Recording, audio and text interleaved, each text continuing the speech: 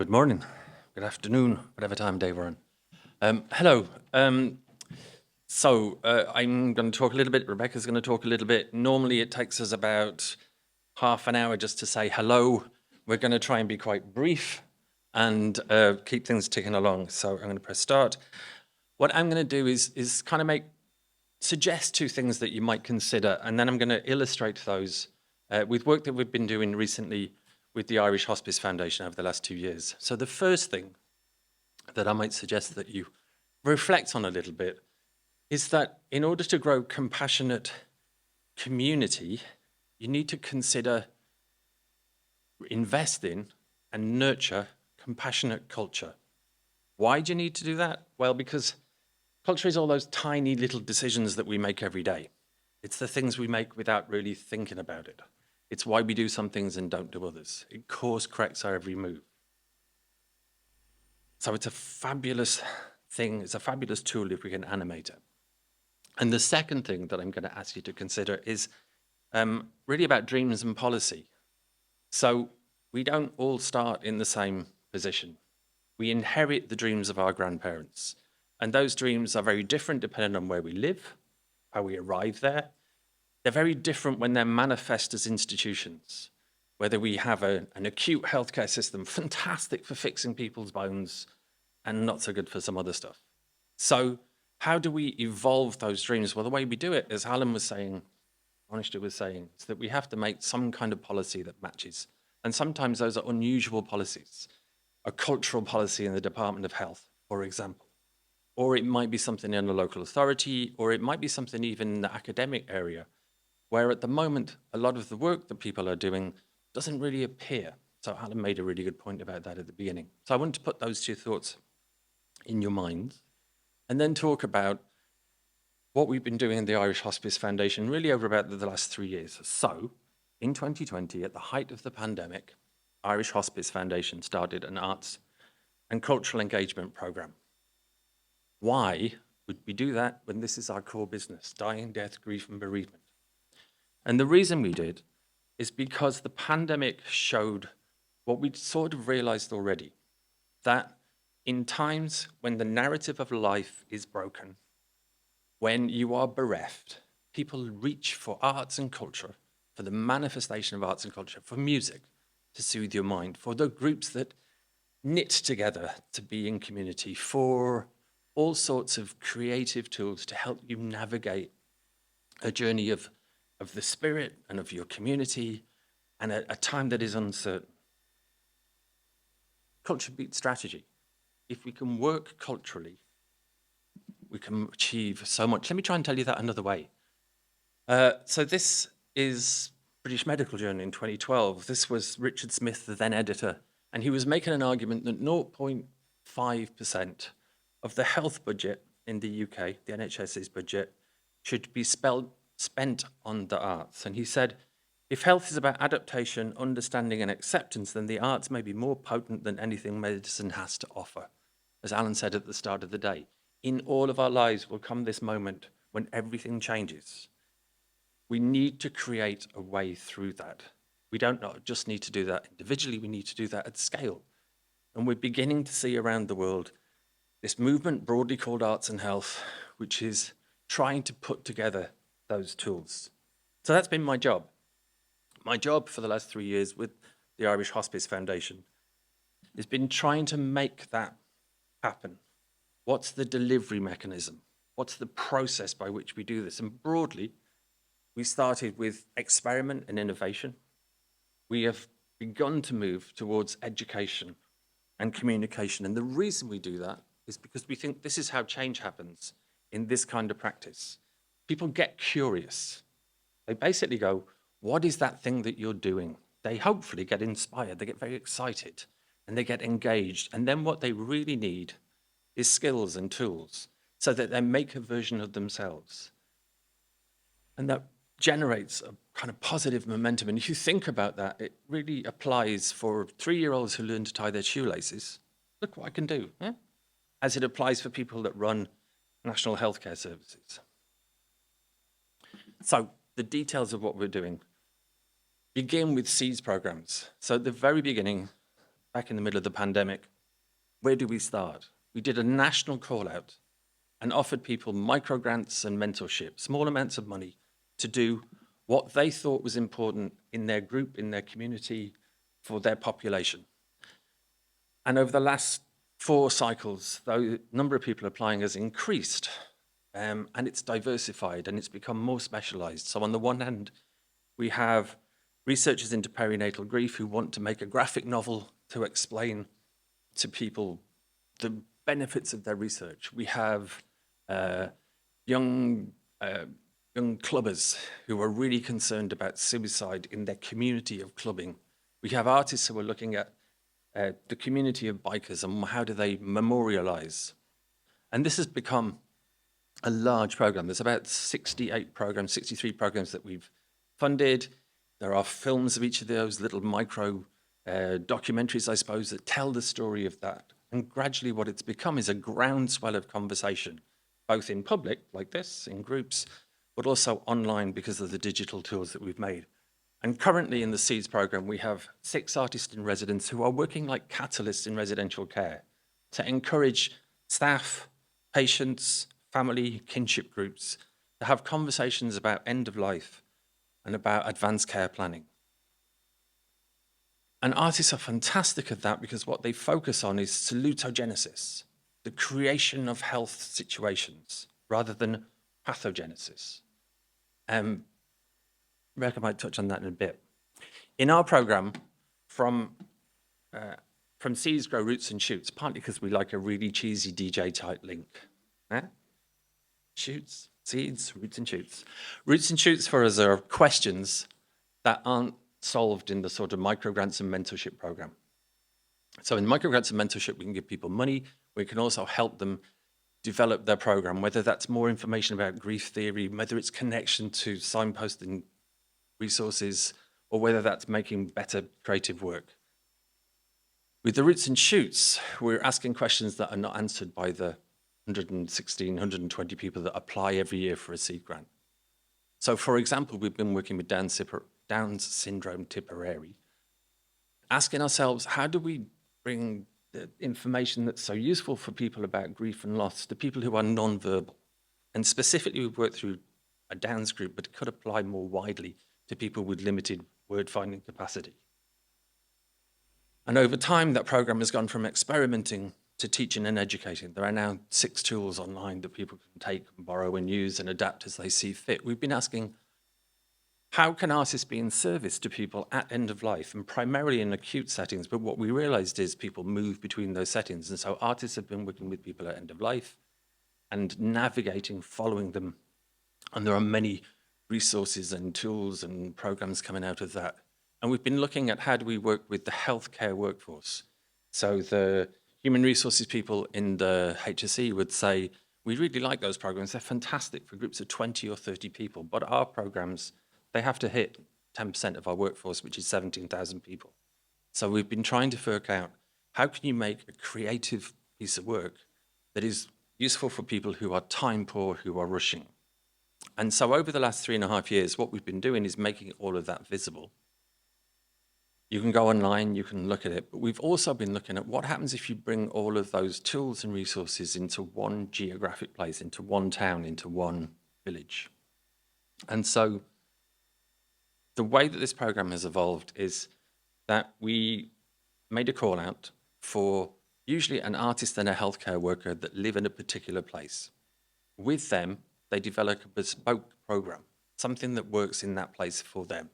Might be a series of workshops, might be an invitation to create and chat.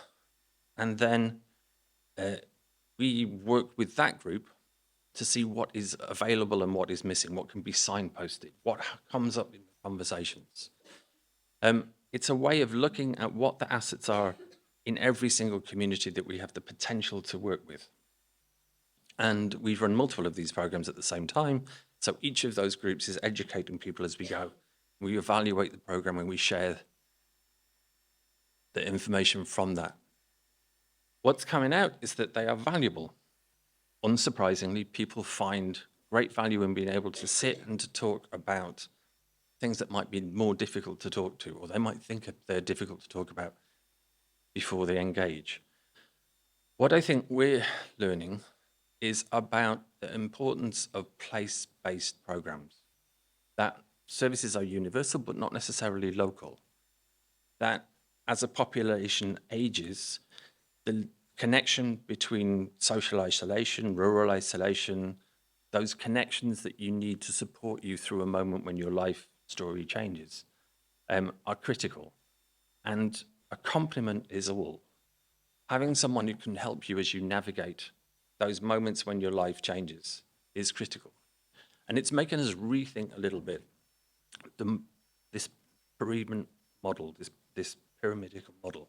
So the basic idea that most people manage the bottom of the pyramid with the support from family and friends, and as you go towards the pointy end, a decreasing number of people need a greater amount of support and intervention.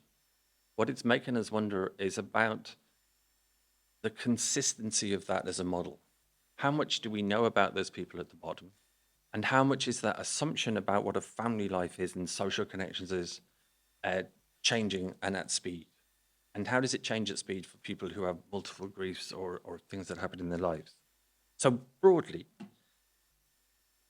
we think that this is the greatest tool that we have at our disposal at the moment. We can animate culture, we can make it normal to have conversations about dying, death, loss, grief, to talk about what's happening to us when we're at in life. And I'm going to hand over, I believe. Yeah, Rebecca.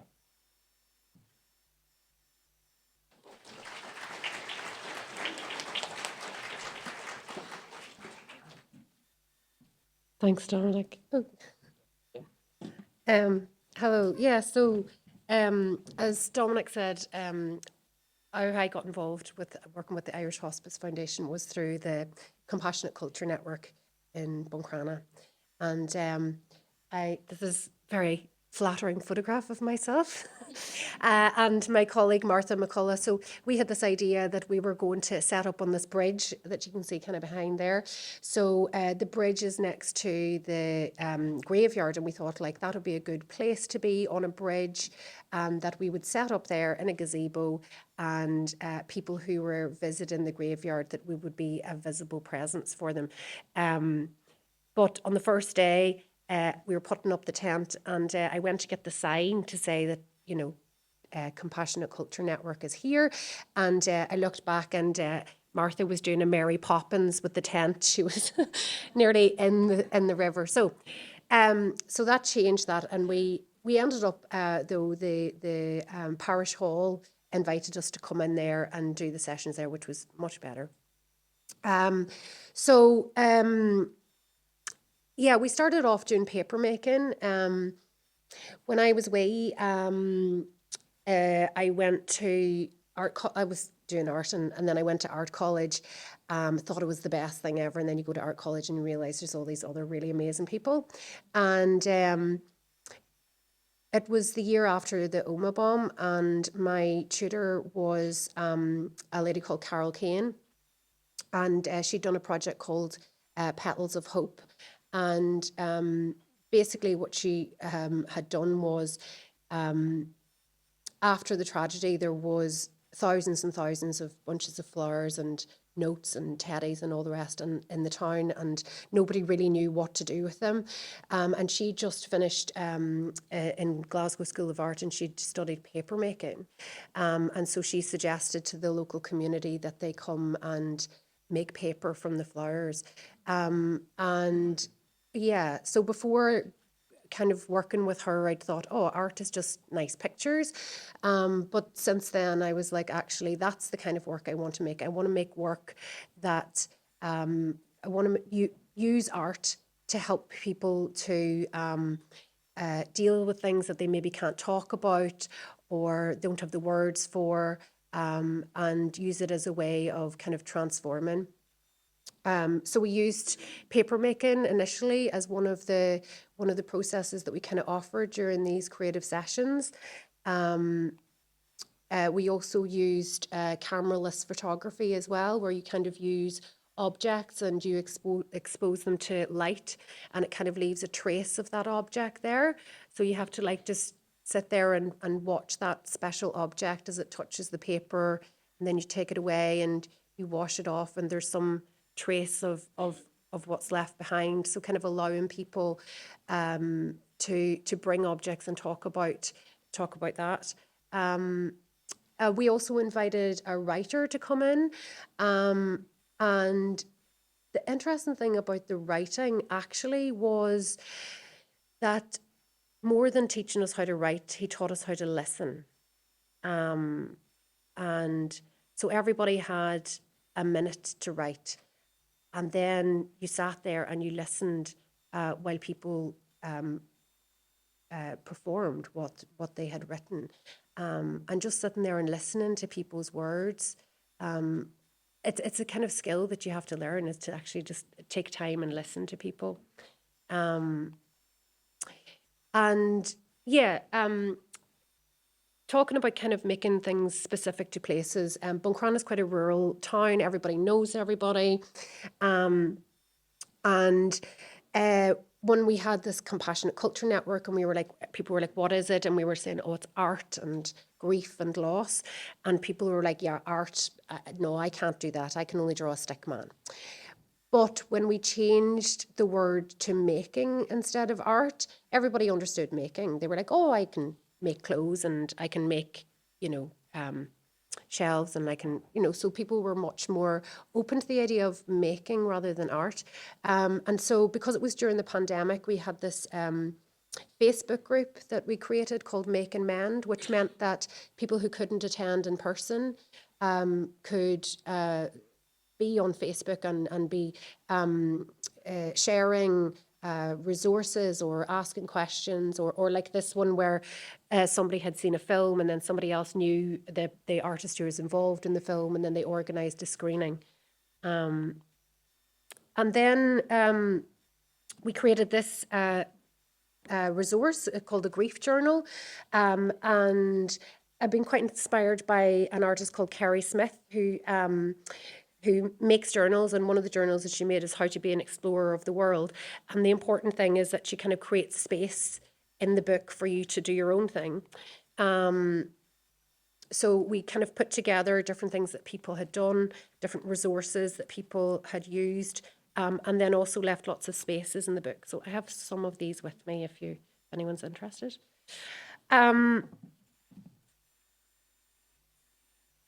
6 minutes. Okay, right. So the Compassionate Culture Network, which ended up evolving into Make and Mend Club, ended up evolving into an ongoing project called Overwintering.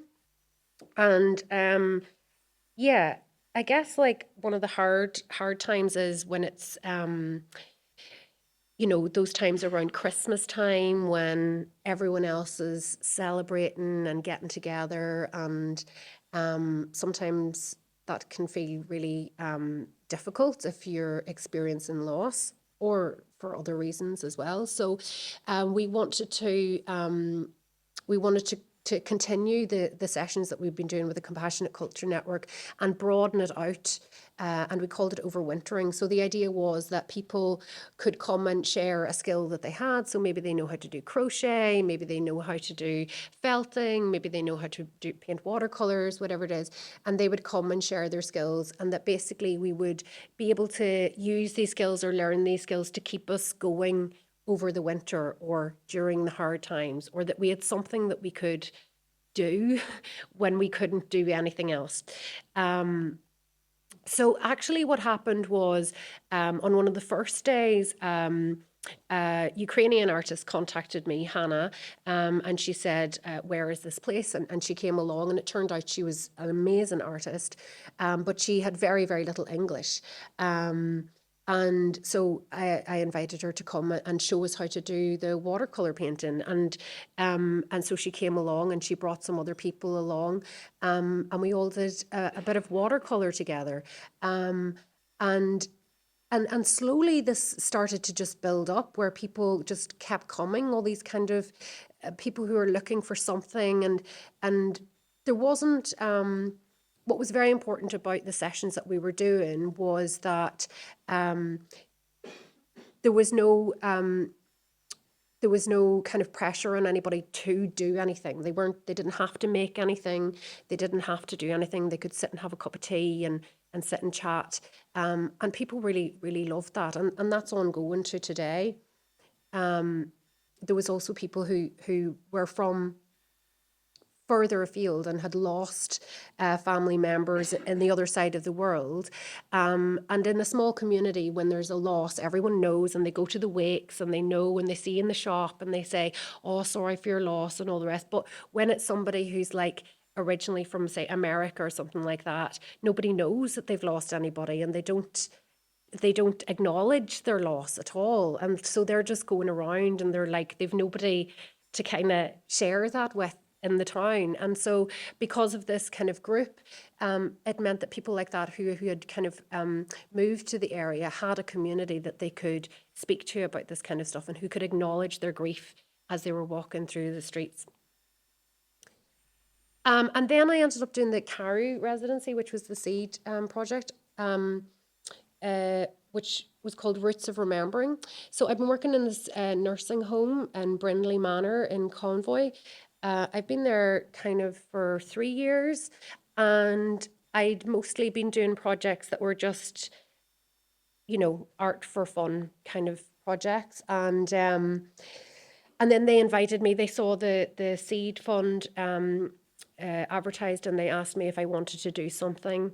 And so I came up with this Roots of Remembering idea when I kind of met with staff and residents. They do this thing where they have like a tree, and they write the names of people residents who have passed over that year. So we decided to work on this tree idea, and we were also working with ceramics, with clay, because I'd found from working in the previous sessions that this was something that really engaged the residents, because of like the texture, the feeling, the fact that you can like move it around, you can like play with it, and you can imprint things into it. So that really kind of, that was kind of where we started with that. And then there was also, I have this image in here. This is an image. Michael made this, a guy called Michael. And when I first met Michael, he was very rude to me, like really rude, and didn't really know how to handle him. And he was like super cheeky, and he was always trying to like just be a spanner in the works and cause ructions and everything. And but I didn't know any of his kind of story or anything. And I found out then that actually Michael's son had taken his own life, and Michael was had problems with remembering and things like this, and communication and things. And I remember he came into one of the sessions and he was like, "Oh, you don't want me here." And I said, no, Michael, come in and sit down. And he's like, what's this for anyway? What's the point of this? And I was like, oh, I've a lot of work to do, Michael. Will you help me out? And this is a kind of a line that I take with a lot of the residents, because doing art, they're like, what's the point? Like, why am I doing this? Like, what am I going to get out of this? And so I usually go with the line that I have all this work to do and I need you to help me out. And then when they know that they're doing work for me and helping me out, then they're like, all right, I'll do it for you. But, and Michael sat in this session and everybody else was frittering away and chatting and all the rest. And Michael sat there with a screw, stabbing this piece of clay and screwing into it and stabbing and screwing into it for like 20 minutes, half an hour, just quietly. And then at the end, then I had some objects on the table and stuff, and he picked up this, I looked over and he had this like teddy and the wee feather. And he didn't say anything, but I don't think he really had to say anything. I think like that I think this image, for me anyway, says a lot about what he was feeling and what he's processing. And while he's not able to verbalize that, I think that having access to a creative space to do something might have helped. And the staff too, I've tried to work, 1 minute, okay. I think this is my last slide, is it? Yeah. Yeah, like even just since I've been there, like there's been a few residents that have passed, and it's like it's while hard, like because just like last week, Betty passed away, and like Betty had been there for 13 years, and she was the local principal of the primary school. So she knew everybody and she taught a lot of the staff that were in the nursing home. And, you know, she was really like kind of very, very much mentally aware. And, you know, you could have the chats and the conversations with her. And she was always like, oh, I don't know anything about art. Oh, I'm not, you sort of, and, but she was so encouraging to everybody around her. She'd be like, oh, you're doing great there. You're doing great. But anyway, Betty passed away the week before last. And so the staff, just before we started the session, the staff came in and told me, and so the three of us just sat there and worked with the clay and chatted about Betty and the things she would say and the things she would do, and we decided that we were going to make a book. So we made a wee book in clay, and then one of the other staff, you know, put that together, and now it's going to be fired and it's going to be made into like a piece that will go on the wall. And it means that that whole relationship, that 13-year relationship that the staff had with Betty, is recognised in some way. So that's kind of time's up. Thank you. Oh yeah, questions.